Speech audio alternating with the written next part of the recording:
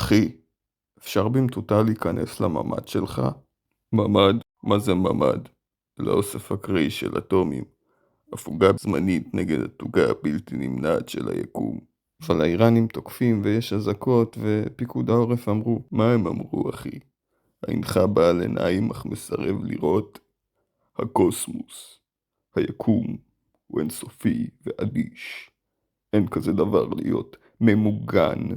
הבטיחות שאתה חושב שאתה מקבל איננה אלא אשליה חולפת לעומת הזמן החולף שמשמיד איתו כל שהיה ויהיה. אחי, אני רק רוצה להיכנס עד שפיקוד העורף מודיעים שאפשר לצאת. ואז, אחי, מה אז?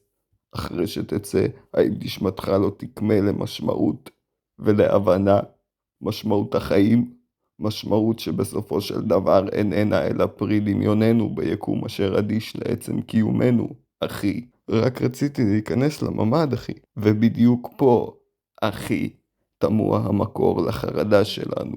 על כן שלבקש להיכנס לממ"ד, להתמגן, להיות בטוח, משמע עלינו להודות שאנו פגיעים. ואם אנחנו מודים בזאת, אנחנו מודים בכך שהאיראנים מרתיעים אותנו. ואם אנו מודים בכך, אנחנו עוזרים לאיראנים, ומי שעוזר לאיראנים הוא שמאלני בן זונה אוכל ישראל. עכשיו תגיד לי, אחי, למה שאתן לשרמוטה בן זונה שמאלני אוכל ישראל להיכנס לממ"ד שלי?